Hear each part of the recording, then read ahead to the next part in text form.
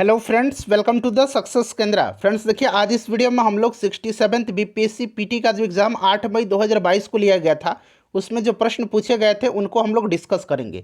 यानी कि 8 मई 2022 को 67th बीपीएससी का जो क्वेश्चन पेपर है उसको इस वीडियो में हम कवर करने वाले हैं।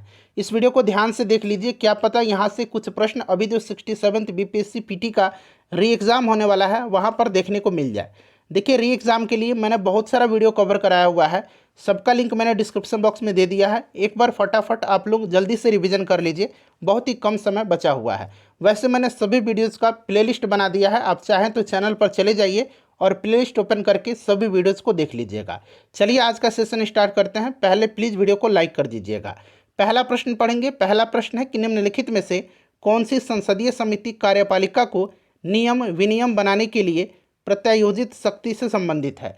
देखिए फ्रेंड्स, बीपीएससी के द्वारा इसका आंसर की तो जारी नहीं किया गया था, लेकिन जो रेपुटेड कोचिंग इंस्टीट्यूट हैं उनके द्वारा इसका आंसर की तैयार किया गया है। तो हम लोग वही जो आंसर की है, जैसे कि अभी ये जो हम लोग एडुटेरिया का जो ये बुक दिया गया था 67th बीपीएससी पीटी के लिए प्रैक्टिस बुक, जिसमें कि टोटल 12 सेट दिए गए हैं, इनका मैंने आपका 7 सेट भी कवर करा दिया है। 5 सेट और बचे हुए हैं, इसका मैं फटाफट आपको भी कवर करवा दूंगा। तो देखिए, इसी प्रैक्टिस बुक में यह क्वेश्चन पेपर दिया गया है। देखिए, राइट आंसर इसका ऑप्शन नंबर बी हो जाएगा, अधीनस्थ विधान पर समिति। देखिए, अधीनस्थ विधान पर समिति का गठन जो है 1953 में हुआ था, 1953 में हुआ था। और देखिए, दोनों सदनों में इस समिति की सदस्य संख्या 15 होती है और यह समिति विचार करती है तथा प्रतिवेदन देती है कि नियम विनियम तथा नियमावली बनाने के लिए कार्यपालिका को प्रत्यायोजित शक्ति का उपयोग भली भांति हो रहा है या फिर नहीं हो रहा है। तो ऑप्शन नंबर इसका बी हो जाएगा राइट आंसर। उसके बाद देखिए, भारतीय संविधान का अनुच्छेद 300 किससे संबंधित है। तो देखिए, अनुच्छेद 300 जो है यह वाद और कार्यवाही से संबंधित है। तो यहाँ पर देखिए, मुकदमे तथा कार्यवाही दिया गया है। ऑप्शन नंबर ए इसका राइट आंसर हो जाएगा।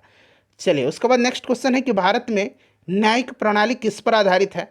तो देखिए, भारत में जो न्यायिक प्रणाली है यह किस पर आधारित है।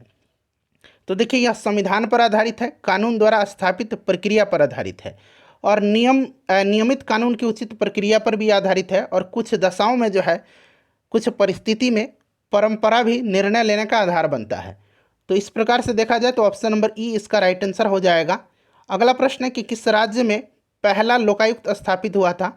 तो पहला लोकायुक्त जो है इसका गठन महाराष्ट्र में हुआ था, महाराष्ट्र इसका करेक्ट आंसर हो जाएगा।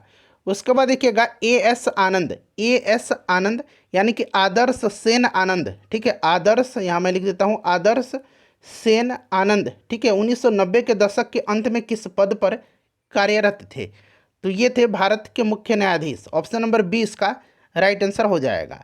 चलिए, उसके बाद नेक्स्ट क्वेश्चन कर लेंगे। और देखिए, ये जो थे ये मद्रास और जम्मू कश्मीर उच्च न्यायालय के मुख्य न्यायाधीश भी रहे हैं और वर्ष 2003 से लेकर के 2006 तक यह राष्ट्रीय मानवाधिकार आयोग के भी अध्यक्ष रहे हैं। तो यहाँ पर देखिए, 1990 के दशक पूछा गया है, तो उस समय ये भारत के मुख्य न्यायाधीश थे। निम्नलिखित में से क्या संविधान की 11वीं अनुसूची में शामिल नहीं है। देखिए, मैंने आपको पंचायती राज व्यवस्था का एक अलग वीडियो कवर कराया हुआ है। आपको पता है कि 11वीं अनुसूची में टोटल कितने विषय हैं, तो 29 विषय हैं। क्लियर। और इन 29 विषय में से जो है एक वीडियो मैं इस पर भी ला दूंगा कि ये 29 विषय कौन कौन से हैं, ठीक है। तो अगला वीडियो मैं प्रयास करूंगा कि इसी पर हो, एक बार देख लीजिएगा। देखिए, इसमें जो है फ्रेंड्स ग्रामीण खेल नहीं है, ठीक है। चलिए, उसके बाद देखिएगा कि संविधान के अनुच्छेद 113 के अनुसार वार्षिक बजट में कितने अनुदान की मांगे संसद में पेश की जाती है। तो देखिए, ये कोई निश्चित नहीं होता है, ठीक है, ये कोई निश्चित नहीं होता है। और वार्षिक बजट 2022-23 में कुल 102 मांग जो है प्रस्तुत की गई थी, ठीक है। तो ये कोई निश्चित नहीं होता है। तो ऑप्शन नंबर ई इसका राइट आंसर हो जाएगा। उसके बाद चलिए क्वेश्चन नंबर नेक्स्ट देख लेंगे। क्वेश्चन नंबर 108 है कि किस वर्ष में राष्ट्रीय विस्तार सेवा को प्रारंभ किया गया था। तो देखिए, जब पंचायती राज वाला मैं वीडियो आपको करा रहा था उसी में है यह।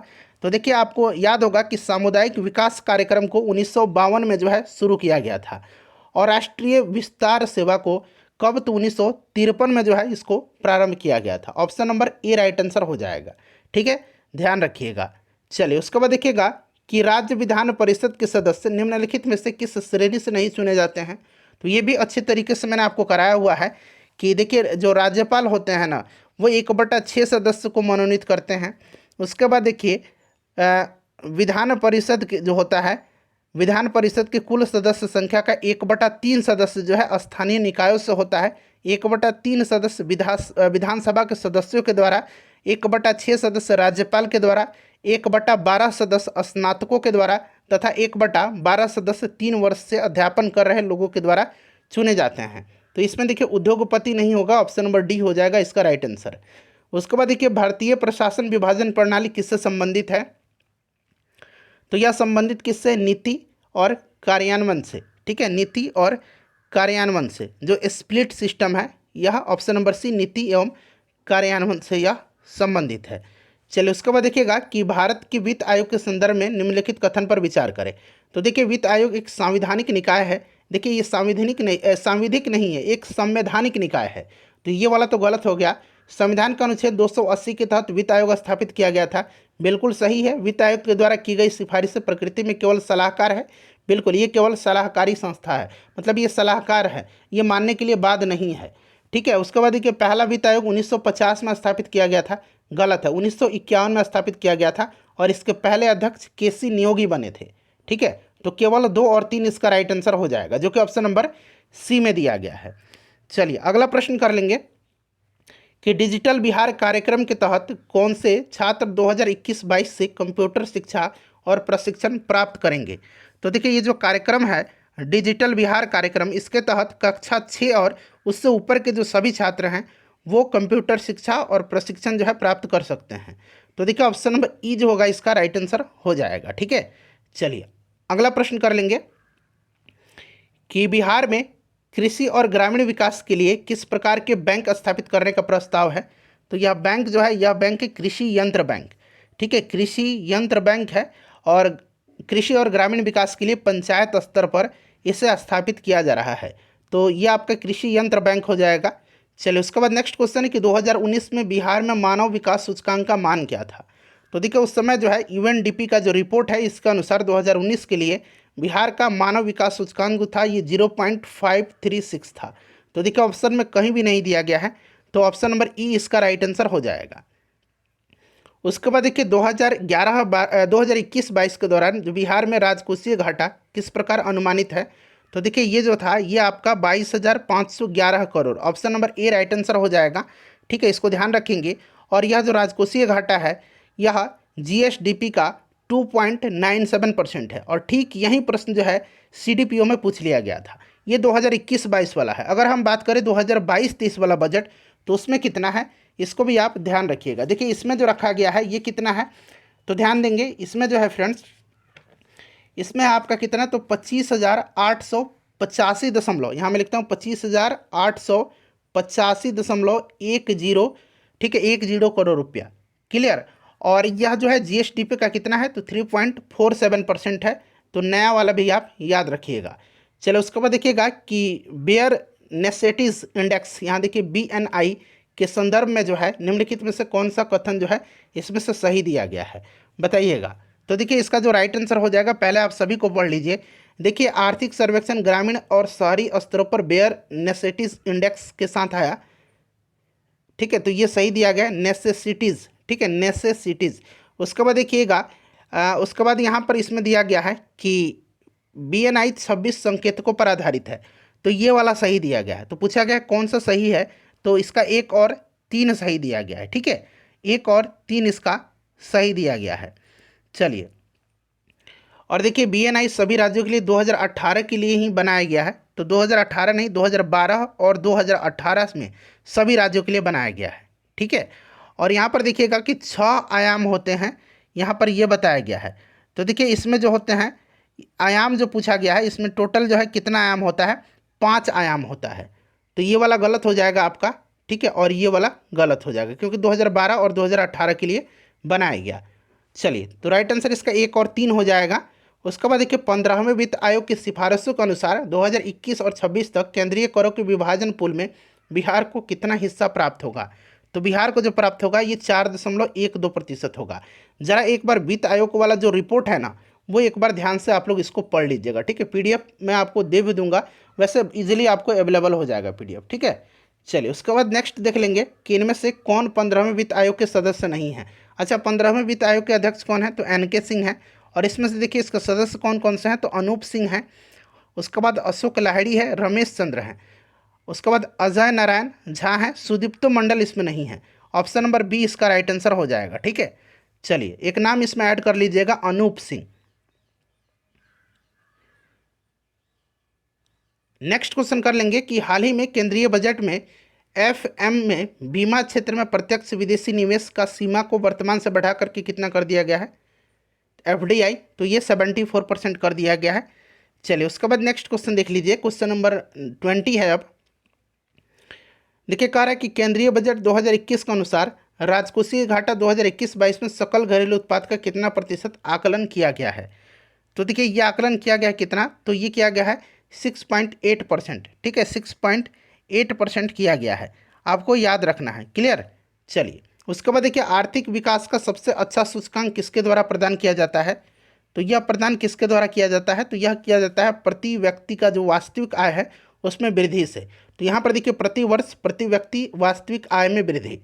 अगला प्रश्न है कि स्वच्छ भारत मिशन ग्रामीण के द्वितीय चरण को किस समय अवधि के लिए दौरान लागू किया गया है, तो यह लागू किया है 2020-21 से फिर 2024-25। तो ऑप्शन नंबर इसका सी हो जाएगा राइट आंसर। ठीक है, इसको ध्यान रखिएगा आप लोग। चलिए आगे बढ़ेंगे, नेक्स्ट क्वेश्चन कर लेंगे कि इनमें से कौन राष्ट्रीय विकास परिषद का हिस्सा नहीं है। तो देखिए राष्ट्रीय विकास परिषद जो होता है इसका अध्यक्ष प्रधानमंत्री होते हैं। ठीक है, और देखिए फ्रेंड्स इसमें जो होते हैं इस परिषद में केंद्रीय कैबिनेट मंत्री, सभी राज्यों के मुख्यमंत्री, केंद्र शासित प्रदेशों के प्रतिनिधि और नीति आयोग जो कि पहले योजना आयोग था उसके सदस्य इसमें शामिल होते हैं। ठीक है, तो इसमें से देख लीजिएगा आपका इसमें से क्या हो जाएगा, नीति आयोग के जो इसमें सदस्य होते हैं ये शामिल होते हैं। उसके बाद देखिए यहाँ पर वित्त आयोग के अध्यक्ष जो होता है इसमें नहीं होता है। ठीक है, वित्त आयोग के अध्यक्ष नहीं होता है, और योजना और नीति आयोग का उसमें उपाध्यक्ष जो है होगा, क्योंकि नीति आयोग के इसमें सदस्य जो होते हैं ये शामिल होते हैं। ठीक है, तो ये आपका योजना और कार्यक्रम कार्यान्वयन मंत्रालय के सचिव ये नहीं होगा, तो ऑप्शन नंबर इसका ई जो होगा राइट आंसर हो जाएगा। ठीक है, चलिए आगे बढ़ेंगे। सभी राज्यों के मुख्यमंत्री होते हैं, केंद्र शासित प्रदेशों के प्रतिनिधि होते हैं, नीति आयोग के सदस्य भी इसमें शामिल होते हैं। नेक्स्ट क्वेश्चन कर लेंगे। चलिए अगला प्रश्न है हमारा कि सूची 1 सूची 2 का मिलान करना है। तो यहाँ पर देखिएगा ये आपका सही मिलान जो है इसमें से देख लेंगे एक बार। तो देखिए सरकारी आयोग जो है ये आपका हो जाएगा केंद्र राज्य संबंध, सी रंगराजन ये गरीबी माप की कार्यप्रणाली की संपरीक्षा के लिए, और पारेख समिति जो है ये आपका हो जाएगा इंफ्रास्ट्रक्चर फाइनेंसिंग के लिए, और नर्सिंग समिति बैंकिंग सुधार के लिए। तो इसका राइट आंसर हो जाएगा आपका 3, 1, 2 और 4 हो जाएगा। देखिए ऑप्शन नंबर ए में दिया गया है। उसके बाद देखिएगा कि निम्नलिखित राज्यों पर विचार करें, और देखिए भारत में चावल उत्पादक राज्यों के रूप में उपयुक्त से सही आरोही क्रम बताना, यानी कि आरोही क्रम माने बढ़ते क्रम में। तो इसमें से अगर हम बात करेंगे तो यहाँ पर देखिएगा इसमें से अगर हम बात करें तो शीर्ष जो चावल उत्पादक राज्य है ये पश्चिम बंगाल है, पश्चिम बंगाल के बाद पंजाब है। ठीक है, और उत्तर प्रदेश है, आंध्र प्रदेश और बिहार है। क्लियर। तो यहाँ पर देखिएगा सबसे मतलब पूछा गया है कि आरोही क्रम में, तो यानी कि सबसे कम फिर उससे कम फिर उससे कम। तो यहाँ पर देखिएगा सबसे ज़्यादा जो है यानी कि सबसे इसमें से देखा जाए पश्चिम बंगाल, पंजाब, आंध्र प्रदेश और उत्तर प्रदेश में, तो इसमें सबसे कम जिसका है वो आपका कौन सा है, तो सबसे कम है आंध्र प्रदेश का। तो देखिए यहाँ पर तो आंध्र प्रदेश दिया गया है, आंध्र प्रदेश के बाद उत्तर प्रदेश है, उत्तर प्रदेश के बाद जो है पश्चिम बंगाल नहीं आएगा, पंजाब आएगा, फिर जो है पश्चिम बंगाल आएगा। तो ये वाला जो क्रम है इसमें से सभी गलत दिया गया है। चलिए उसके बाद नेक्स्ट क्वेश्चन कर लेंगे कि कौन सी घटना सबसे पहले हुई थी, कौन सी घटना इसमें से सबसे पहले हुई थी। तो देखिए इसमें से क्रिप्स मिशन का आगमन जो है यह सबसे पहले हुआ है। ठीक है, क्रिप्स मिशन का आगमन जो है यह मार्च 1942 में। ठीक है, और उसके बाद देखिए अगर हम बात करें तो भारत छोड़ो आंदोलन जो है ये अगस्त में हुआ था, और गवर्नर जनरल के पद से लॉर्ड बेबल का आगमन जो हुआ था, लॉर्ड बेबल 1943 में आया था। उसके बाद देखिए यहाँ पर कि कैबिनेट मिशन का आगमन, तो कैबिनेट मिशन तो 1946 में आया था। तो ये वाला राइट आंसर इसका हो जाएगा। उसके बाद देखिएगा कि ईस्वी सन 1929 में लाहौर में आयोजित भारतीय राष्ट्रीय कांग्रेस का अधिवेशन का अध्यक्ष कौन थे, तो ये जवाहरलाल नेहरू थे। ठीक है, ऑप्शन नंबर सी इसका राइट आंसर हो जाएगा, ध्यान रखिएगा इसको। उसके बाद देखिए 1917 के चंपारण सत्याग्रह से कौन संबंधित नहीं थे। तो कल ही मैंने बताया था कि इसमें जो गांधी जी के सहयोगी थे जेबी कृपलानी थे, राजकुमार शुक्ल थे, राजेंद्र प्रसाद थे, उसके बाद और भी लोग थे जिनको मैंने आपको बताया था। इसमें कौन कौन से लोग थे, तो इसमें थे आपका अनुग्रह नारायण सिंह थे, ठीक है। ये सब नाम आपको याद रखना होगा, ठीक है। और भी लोग इसमें शामिल थे। चलिए, तो इसमें से राम मनोहर लोहिया नहीं थे। चलिए, उसके बाद नेक्स्ट क्वेश्चन कर लेंगे कि ईस्वी सन 1857 के विद्रोह के एक नेता कुंवर सिंह किस स्थान से संबंधित थे। तो कुंवर सिंह जो थे ये जगदीशपुर से थे। अगला प्रश्न कि भारत छोड़ो आंदोलन के दौरान इनमें से कौन हजारीबाग जेल से फरार हुए थे। तो ये दीपावली की रात थी और डेट था, डेट भी आपको याद रखना है। यह डेट था 9 नवंबर 1942 को, ठीक है। जयप्रकाश नारायण हजारीबाग जेल को फांद करके भागते हैं और इनके साथ जो है इनके सहयोगी भी थे। 5 सहयोगी थे। पांचों सहयोगी का नाम एक बार याद रखेंगे। इसमें रामानंद मिश्र थे, सूरज नारायण सिंह थे, योगेंद्र शुक्ल थे, गुलाबी सोनार और शालिग्राम सिंह थे। तो ये इनका भी नाम आप ध्यान रखिएगा। तो ये जयप्रकाश नारायण हो जाएगा। भारतीय राष्ट्रीय कांग्रेस का 1922 में जो आयोजित हुआ था अधिवेशन गया में, इसके अध्यक्ष कौन थे। तो ये चित्तरंजन दास थे, ठीक है। और 1912 में जो बांकीपुर में हुआ था उसके आर.एन. माधोलकर थे। उसके बाद देखिए 1946 में बनी अंतरिम सरकार में राजेंद्र प्रसाद के पास कौन सा विभाग था। तो ये खाद्य एवं कृषि मंत्री थे। अगला प्रश्न, गद्दर पार्टी की स्थापना कहाँ पर हुई थी। तो गद्दर पार्टी की स्थापना जो है यह हुआ था कहाँ पर। तो फ्रेंड्स यह अमेरिका में हुआ था, सैन फ्रांसिस्को में, ठीक है। तो यह अमेरिका हो जाएगा। उसके बाद देखिए 1905 में सर्वेंट ऑफ इंडिया सोसाइटी की स्थापना किसके द्वारा की गई थी। तो इसकी स्थापना जो है गोपाल कृष्ण गोखले के द्वारा की गई थी। उसके बाद देखिए नेक्स्ट क्वेश्चन है कि अनहैप्पी इंडिया पुस्तक के लेखक कौन है। तो इसके लेखक लाला लाजपत राय हैं। और इंडिया डिवाइडेड पुस्तक जो है इसको किसने लिखा है, जरा आप कमेंट करके बताइए। इंडिया डिवाइडेड, देखिए तीनों गोलमेज सम्मेलन में किसने भाग लिया था। तो इसमें से देखिए भीमराव अंबेडकर राइट आंसर हो जाएगा। गांधी जी दूसरे गोलमेज सम्मेलन में भाग लिए थे। उसके बाद देखिएगा कि 1876 में इंडियन एसोसिएशन की स्थापना किसने किया था। तो इसकी स्थापना सुरेंद्रनाथ बनर्जी और आनंद मोहन बोस ने किया था। तो यहाँ पर देखिएगा सुरेंद्रनाथ बनर्जी का नाम दिया गया है। तो ऑप्शन नंबर ए इसका राइट आंसर हो जाएगा। आनंद मोहन बोस का भी नाम आपको याद रखना है। उसके बाद देखिए सुभाष चंद्र बोस के नाम से पहले समान सूचक नेताजी किस देश के द्वारा जोड़ा गया। तो फ्रेंड्स यह जोड़ा गया जर्मनी के द्वारा, ठीक है। जर्मनी इसका राइट आंसर हो जाएगा। चलिए आगे बढ़ेंगे और नेताजी जो है इनको एडोल्फ हिटलर ने यह उपाधि दिया था। तो यह जर्मनी हो जाएगा। चटगांव शस्त्रागार धावे से कौन संबंधित है। तो देखिए सूर्य सेन संबंधित है। और 1930 में यह 18 अप्रैल के दिन यह जो है शस्त्रागार चटगांव वाला जो था इस पर धावा किया गया था सूर्य सेन के नेतृत्व में, ठीक है। तो ये आपका सूर्य सेन हो जाएगा। उसके बाद देखिए बंकिम चंद्र चटर्जी के आनंद मठ में किस विद्रोह का उल्लेख किया गया है। तो बहुत ही आसान है, सन्यासी विद्रोह इसका। उसके बाद देखिए मैथ का ये आंसर है। मैथ का आंसर मैं आपको लास्ट में बता दूंगा, ठीक है। चलिए आइए उसके बाद अगला प्रश्न करेंगे हम लोग यहाँ से। देखिए 51 से पूछा गया है कि कौन सा विकल्प इसमें जो है गलत दिया गया है। तो सभी को एक बार पढ़िए और बताइए कि इसमें से कौन सा विकल्प जो है वो गलत दिया गया है। तो यहाँ पर देखेंगे कि नाभिक के अंदर प्रोटॉन और इलेक्ट्रॉन की उपस्थिति के कारण परमाणु विद्युत रूप से उदासीन होता है। नाभिक में प्रोटॉन तो होता है लेकिन इलेक्ट्रॉन नहीं होता। इलेक्ट्रॉन जो है कक्षा में चक्कर लगाता है। ये वाला गलत हो जाएगा, ठीक है। क्या होता है, नाभिक में प्रोटॉन होता है और न्यूट्रॉन होता है। क्लियर। चलिए आगे बढ़ेंगे, नेक्स्ट क्वेश्चन कर लेंगे। अगला प्रश्न है कि निम्नलिखित में से गलत कथन का चयन करें। बताइए इसमें से कौन सा गलत दिया गया है। तो यहाँ पर देखेंगे एक्रेलिक को कृत्रिम रेशम भी कहा जाता है क्योंकि यह कपास से तैयार किया जाता है लेकिन रेशम की तरह चमकता है। तो देखिए एक्रेलिक जो होता है यह है कि कृत्रिम तंतु है। क्या है, एक कृत्रिम तंतु है जो ऊन जैसा दिखता है जिससे कृत्रिम ऊन कहा जाता है, ठीक है। कृत्रिम ऊन कहा जाता है।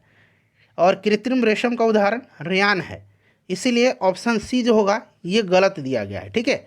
चलिए उसके बाद नेक्स्ट क्वेश्चन देखिएगा कि ग्रेफाइट और हीरे के बारे में निम्नलिखित में से कौन सा कथन सत्य है। तो देखिए इसमें से जो है वे एक समान रासायनिक प्रतिक्रिया से गुजर सकते हैं। ऑप्शन नंबर डी जो होगा इसका राइट आंसर हो जाएगा। क्लियर, ध्यान रखेंगे। चलिए आगे बढ़ेंगे, नेक्स्ट क्वेश्चन कर लेंगे कि निम्नलिखित में से कौन सी तरलीकृत पेट्रोलियम गैस का प्रमुख घटक है। तो ये ब्यूटेन होता है। ऑप्शन नंबर इसका डी राइट आंसर हो जाएगा। ब्यूटेन मुख्य घटक है इसका, ठीक है। यहाँ पर मुख्य घटक पूछा गया है। चलिए आगे बढ़ेंगे। नेक्स्ट क्वेश्चन है, वैसे ये संयोजन जो होता है ये प्रोपेन और ब्यूटेन का होता है, लेकिन ब्यूटेन इसमें मुख्य संगठक होता है। उसके बाद देखिएगा कि पानी मिट्टी में जड़ों में जिस भौतिक प्रक्रिया के द्वारा गुजरता है उससे क्या कहा जाता है, तो उसको ऑस्मोसिस कहा जाता है, यानी कि इसको परासरण कहा जाता है। ठीक है, चलिए आगे बढ़ेंगे। बायोडिग्रेडेबल जो अपशिष्ट है उनको आमतौर पर जिसकी मदद से उपयोगी पदार्थ में बदला जाता है वो क्या है, तो फ्रेंड्स यह क्या है, यह बैक्टीरिया के द्वारा, बैक्टीरिया इसका राइट आंसर होगा। उसके बाद देखिएगा कि रात के समय सलाह दी जाती है कि पेड़ के नीचे न सोएं, क्योंकि क्योंकि आपको पता है कि कार्बन डाइऑक्साइड को मुक्त करते हैं पेड़ पौधे। चलिए उसके बाद देखिएगा कि कीटभक्षी पौधे मिट्टी में किसकी नमी से उगते हैं, तो यह उगते हैं किसकी कमी से, सॉरी नमी नहीं, किसकी कमी से उगते हैं, तो ये नाइट्रोजन की। अगला प्रश्न है कि पौधे का तना पौधे के सभी हिस्सों में भोजन वितरित करने में तथा खले संध्यागा में भी मदद करता है, तो देखिए यह जो है फ्रेंड्स यह मदद करता है। देखिए तना जड़ों, पत्तियों और फूलों के बीच एक कड़ी है। तना पौधों को सहारा प्रदान करने के साथ साथ अन्य कई कार्य को करता है, जैसे कि भंडारण करता है। आलू क्या है, तना ही तो है। उसके बाद देखिए कैक्टस का जो पौधा होता है जिसको कि पर्णाभ स्तंभ कहते हैं, तना ही है और वह प्रकाश संश्लेषण का कार्य करता है। तो भंडारण में भी और प्रकाश संश्लेषण में भी, पौधे के आकार में देने में भी, तो एक सदी इसका राइट आंसर हो जाएगा। उसके बाद देखिएगा कि ट्रांसफ्यूजन में रक्त न केवल रक्त के प्रकार में बल्कि खले संध्यागा में भी संगत होना चाहिए, तो जो RH फैक्टर होता है इसमें भी होना चाहिए। ठीक है, चलिए आगे बढ़ेंगे। नेक्स्ट क्वेश्चन कर लेंगे कि पीयूष ग्रंथि स्थित होती है, तो पीयूष ग्रंथि जो है ये मस्तिष्क में होती है। Option number D right answer हो जाएगा।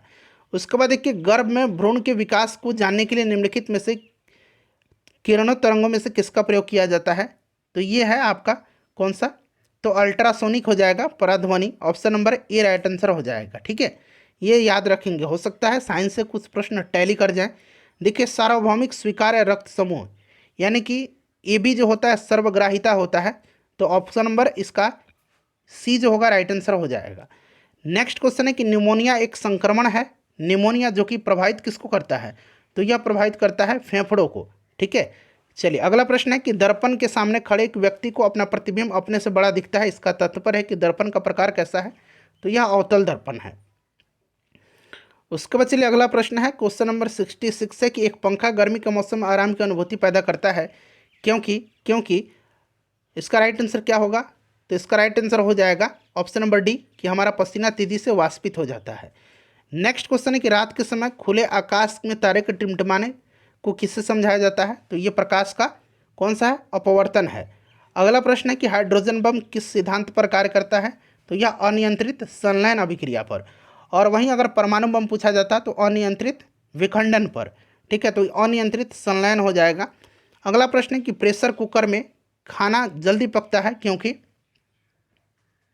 बताइए, तो इसका कारण क्या होता है कि उच्च दाब के कारण पानी उच्च तापमान पर उबलता है। ठीक है, यानी कि इसका ऑप्शन नंबर बी जो होगा राइट आंसर हो जाएगा इसका।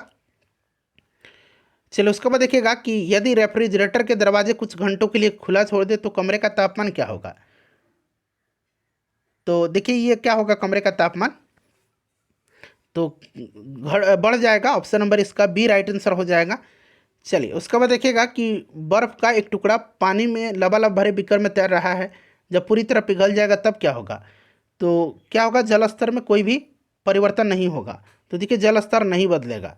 उसके बाद देखिएगा कि निम्नलिखित में से कौन सा युग्म जो है सुमेलित नहीं है, तो यहाँ पर आप देखेंगे गैल्वेनोमीटर विद्युत प्रतिरोध ये गलत दिया गया है। ठीक है, गैल्वेनोमीटर विद्युत धारा और विद्युत धारा की दिशा नापता है, तो option number D right answer हो जाएगा इसका। उसके बाद चलिएगा कि यदि एक पंख, एक रबर की गेंद और एक लकड़ी की गेंद निर्वात में, ध्यान रखेंगे निर्वात में, एक समान ऊंचाई से स्वतंत्रतापूर्वक एक साथ गिरे तो क्या होगा, तो तीनों एक ही साथ पहुंचेंगे क्योंकि निर्वात में है, तो इसका राइट आंसर ऑप्शन नंबर देखिए, तीनों एक साथ जमीन पर पहुंचेंगे।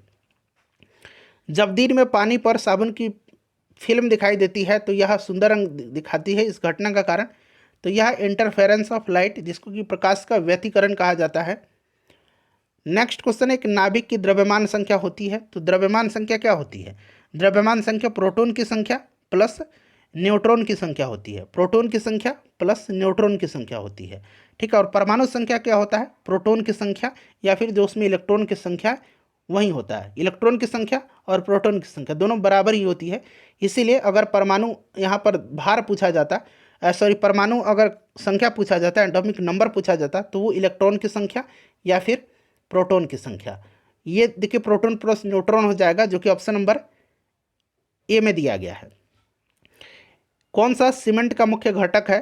तो इसमें से सीमेंट का मुख्य घटक जो है बताइए, राइट आंसर इसका चूना पत्थर हो जाएगा। ठीक है, हालांकि सीमेंट के निर्माण में कैल्शियम, सिलिकॉन, जिप्सम, राख इन सब का भी उपयोग होता है, लेकिन यहाँ मुख्य घटक पूछा गया है तो ये चूना पत्थर होगा।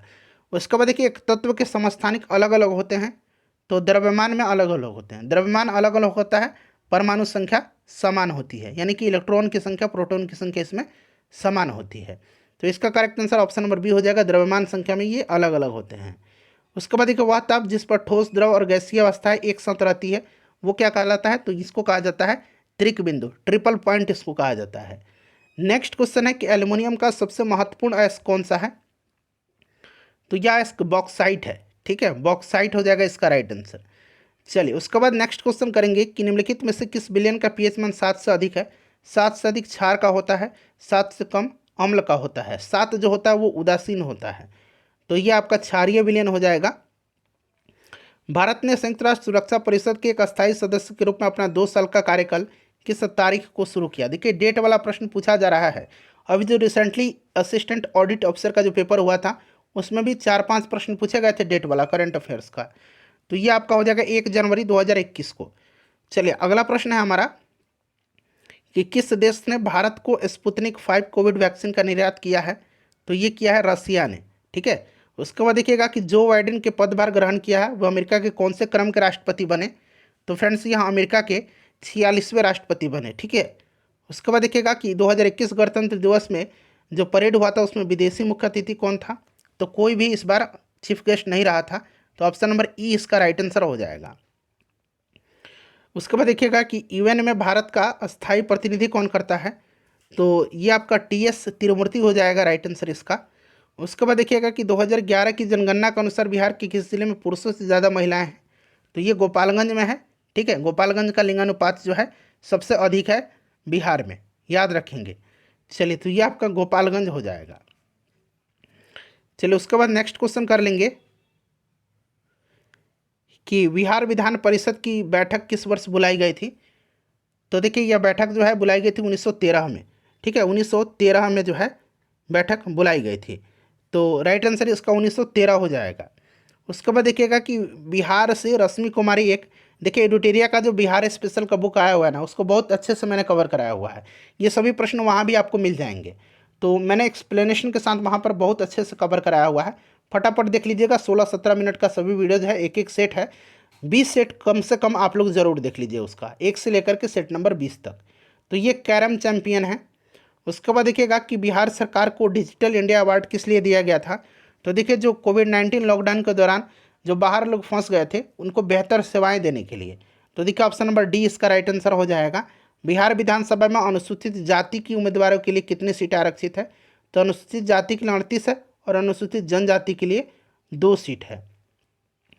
उसके बाद देखिएगा कि बिहार पंचायत निकायों में महिलाओं को 50% आरक्षण किस वर्ष प्रदान किया गया था? तो यह किया गया था कब?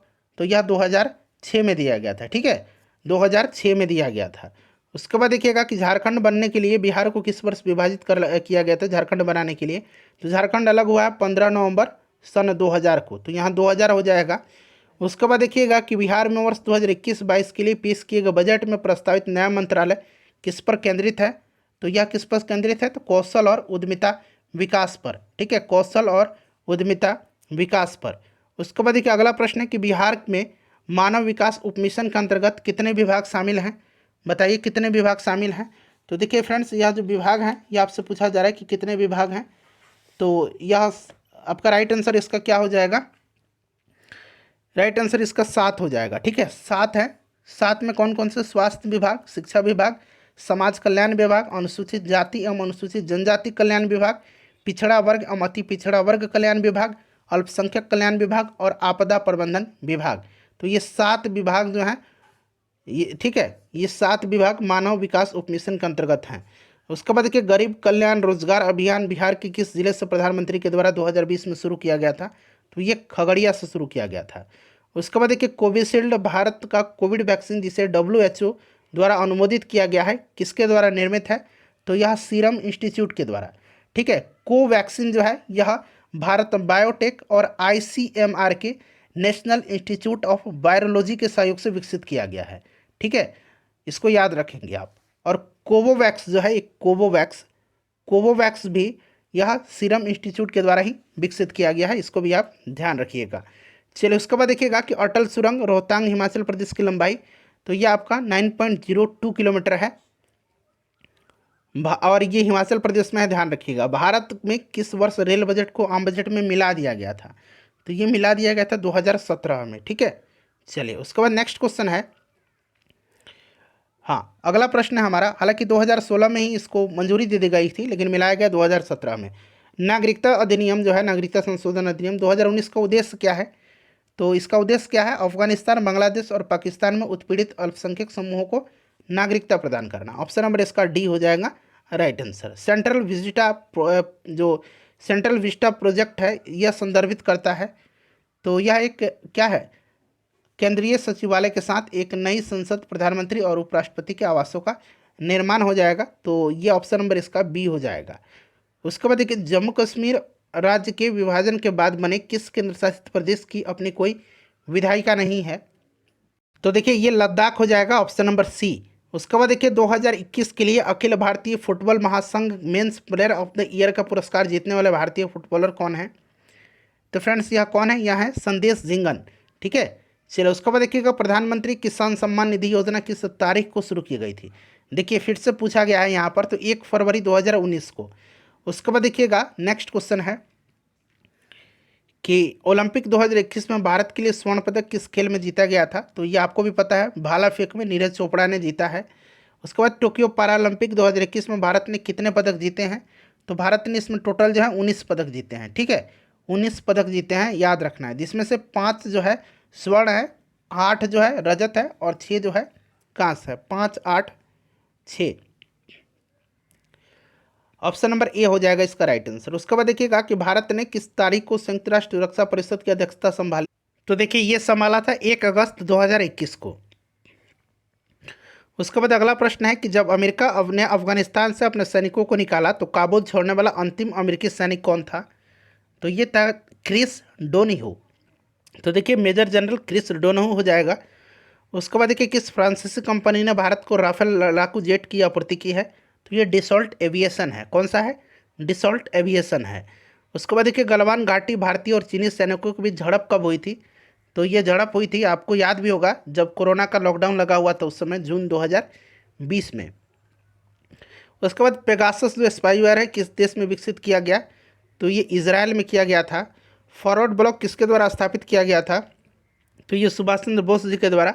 अंतरिम सरकार में वित्त मंत्री कौन थे? तो ये लियाकत अली जी थे, ठीक है, लियाकत अली हो जाएगा। उसके बाद देखिएगा कि ईस्वी सन 1855 में संथाल विद्रोह का नेतृत्व किसने किया था? तो सिद्धू कान्हू चांद भैरव, आपको याद भी होगा। तो देखिए ये सिद्धू कान्हू हो जाएगा राइट आंसर इसका। गांधी को चंपारण आने का निमंत्रण किसने दिया था? तो ये राजकुमार शुक्ल जी ने दिया था। उसके बाद देखिए बोध गया में किसे ज्ञान प्राप्ति हुई थी? तो ये गौतम बुद्ध को हुई थी, ठीक है। चलिए आगे बढ़ेंगे, नेक्स्ट क्वेश्चन कर लेंगे अब। अगला प्रश्न है 116 नंबर। देखिए 116 नंबर है कि 1913 में पटना में अनुशीलन समिति की शाखा की स्थापना किसने किया था?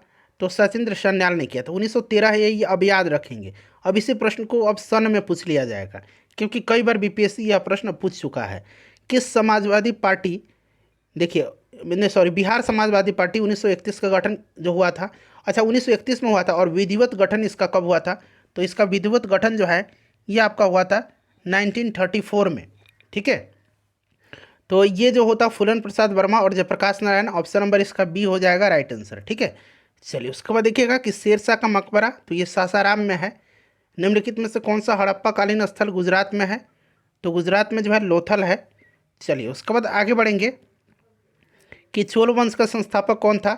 तो ये करिकाल था चोल वंश का, ठीक है, करिकाल, ऑप्शन नंबर बी हो जाएगा राइट आंसर इसका। चलिए उसके बाद नेक्स्ट क्वेश्चन करेंगे। हाँ अगर अच्छा यहाँ पर ध्यान दीजिएगा, संगम काल में चोल वंशी जो थे, और सबसे पहले तो देखिए करिकाल जो था, इसी ने जो है सबसे पहले जो चोल वंश जो शुरू वाला था, करिकाल इसका संस्थापक था। फिर फिर देखिए बाद में जो होता है विजयालय था, ठीक है। तो यहाँ पर करिकाल इसका राइट आंसर हो जाएगा। दोबारा से जो होता है 9वीं सदी के मध्य में चोल काल का जो है विजयालय के नेतृत्व में पुनरुत्थान होता है। लेकिन पहले जो था, सबसे पहले उस समय करिकाल था। उसके बाद देखिएगा कि प्रथम जैन संगति का अध्यक्ष कौन, बौद्ध संगति का अध्यक्ष। तो पहले बौद्ध संगति जो हुआ था ये कहाँ पर हुआ था, तो ये आपका हुआ था राजगृह में, और अजातशत्रु के समय महाकश्यप की अध्यक्षता में, ठीक है। चलिए आगे बढ़ेंगे कि किराता अर्जुनिया के लेखक कौन है, तो इसको लिखा है किसने, तो फ्रेंड्स इसको लिखा है किसने, इसको लिखा है भारवी ने, ठीक है। चलिए उसके बाद देखिए अगला प्रश्न है कि कुतुब मीनार किसके द्वारा पूरा करवाया गया था, तो ये पूरा करवाया गया था इल्तुतमिश के द्वारा, ठीक है। इल्तुतमिश के द्वारा जो है यह पूरा करवाया गया था। चलिए आगे बढ़ेंगे कि विजयनगर साम्राज्य के संस्थापक, तो ये हरिहर और बुक्का थे। आपको याद होगा 1336 में हरिहर और बुक्का नामक दो भाइयों ने विजयनगर साम्राज्य की स्थापना किया था। किस मुगल शासक के काल में सर थॉमस रो भारत आया था, तो ये जहांगीर हो जाएगा। चलिए उसके बाद देख लीजिएगा कि आईन अकबरी किसके द्वारा लिखी गई है, तो ये अबुल फजल के द्वारा लिखी गई है। उसके बाद देखिए रैयतवाड़ी व्यवस्था सर्वप्रथम कहाँ लागू की गई थी, तो ये मद्रास में, इसका प्रयोग भी मद्रास में ही हुआ था और मद्रास में ही सबसे पहले ये लगाई गई। 1857 के विद्रोह को किसके द्वारा प्रथम भारतीय स्वतंत्रता संग्राम के रूप में वर्णित किया गया है, तो ये वी डी सावरकर के द्वारा। उसके बाद देखिए भारतीय राष्ट्रीय कांग्रेस के प्रथम महिला अध्यक्ष, प्रथम महिला पूछा गया तो ये एनी बेसेंट हो जाएगा। प्रथम भारतीय महिला अगर पूछता तो सरोजनी नायडू होता। उसके बाद देखिए बहिष्कृत भारत जर्नल किसने शुरू किया था, तो ये किया था किसने, तो ये बाबा साहब अम्बेडकर जी ने। उसके बाद देखिएगा कि पट्टी सीमा परियोजना निम्नलिखित में से किन नदियों के एकीकरण से जुड़ी है, तो यह जो है कृष्णा और गोदावरी नदी की, ठीक है।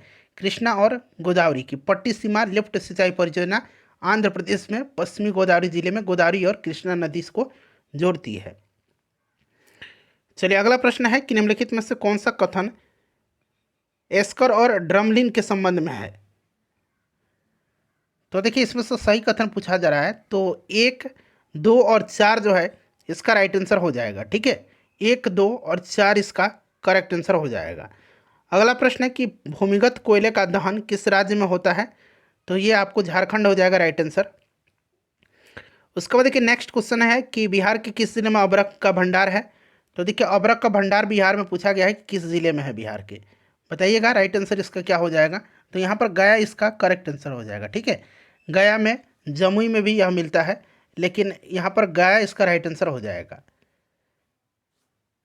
चलिए गया इसका करेक्ट आंसर हो जाएगा, ऑप्शन नंबर सी। सोनपुर और गंगा नदी, सोन और गंगा नदी का संगम, देखिए सोन और गंगा का जो संगम है ये पटना में है। उसके बाद देखिए दामोदर, कोयल और स्वर्णरेखा नदियाँ निम्नलिखित में से किससे निकलती है, तो फ्रेंड्स ये छोटा नागपुर के पठार से निकलती हैं, ठीक है। तो ऑप्शन नंबर इसका सी हो जाएगा। बिहार का पहला रामसर स्थल, तो ये कांवर झील है, बेगूसराय में है। ब्रह्मयोनी हिल, मैं बताता हूँ आपको बार बार, डुंगेश्वरी हिल भी पूछा जाता है, ये कहाँ पर है, ब्रह्म हिल, डुंगेश्वरी, उसके बाद प्रेतशिला, ठीक है, ये सभी जो है गया में है।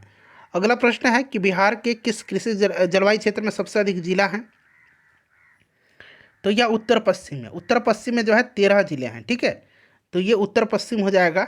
उसके बाद देखिए जियोडेसी वह विज्ञान है जो संबंधित है, जियोडेसी वह विज्ञान है जो संबंधित है तो पृथ्वी की आकृति, अंतरिक्ष में अभिविन्यास और गुरुत्वाकर्षण को सटीक रूप से मापने और समझने में यह पृथ्वी विज्ञान आता है, ठीक है, काम ये जियोडेसी का। तो ये आपका ऑप्शन नंबर ई हो जाएगा राइट आंसर इसका। चलिए उसके बाद देखिए पूछा गया है कि महाद्वीपीय जो बहाव का सिद्धांत है, कॉन्टिनेंटल ड्रिफ्ट थ्योरी, यह दिया गया था वेगनर के द्वारा। सुंडा टेंस जो है यह किस द्वीप के समानांतर है, तो सुंडा ट्रेंच जो है ये जावा हो जाएगा, ठीक है। उसके बाद देखिए एक प्रभावी कोरियोसिस बल किस कारण होता है, तो यह होता है पृथ्वी के घूर्णन के कारण। उसके बाद देखिएगा कि निम्नलिखित में से किस देश की मृत सागर के साथ भूमि सीमा नहीं है, तो यह लेबनान है। कौन सा देश है, लेबनान है, ठीक है, याद रखिएगा।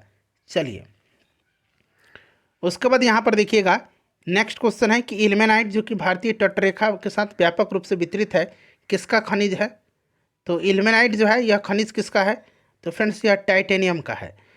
उसके बाद देखिए नेक्स्ट क्वेश्चन है कि निम्नलिखित तुलना के आधार पर हिमालयी नदी की प्रायद्वीपीय नदी से तुलना करें। और यहाँ से सही उत्तर का चयन करना है। तो देखिए इसमें से अगर हम बात करें, अधिकांश हिमालयी नदियाँ बारहमासी होती हैं, सही है। और जबकि अधिकांश प्रायद्वीपीय नदियाँ वर्षा पर होती है, सही दिया गया है। उसके बाद देखिएगा कि हिमालय नदी की ढाल प्रायद्वीपीय की तुलना में अधिक खड़ा है, ये भी सही है, क्योंकि वो हिमालय से आ रही है तो ढाल खड़ा है। प्रायद्वीपीय नदी हिमालय नदी की तुलना में अपने रास्ते में अधिक क्षरण का कारण बनती है। हिमालय नदियाँ ज़्यादा खतरनाक होती हैं। तो सही पूछा गया है, तो 1 और 2 इसका राइट आंसर हो जाएगा। उसके बाद देखिएगा कि गंगा के मैदान को एक खालिस्तान के रूप में वर्णित किया गया है। देखिए ये आपका हो जाएगा जियो सिंक्लाइन। उसके बाद देखिए निम्नलिखित में से कौन सी मीठे पानी की झील है। तो यहाँ पर देखेंगे आप, उलर झील जो है मीठे पानी की झील है। उसके बाद देखिए लोकटक झील जो है यह भी मीठे पानी की झील है। लोकटक मणिपुर में है, तो 1 से अधिक इसका राइट आंसर हो जाएगा।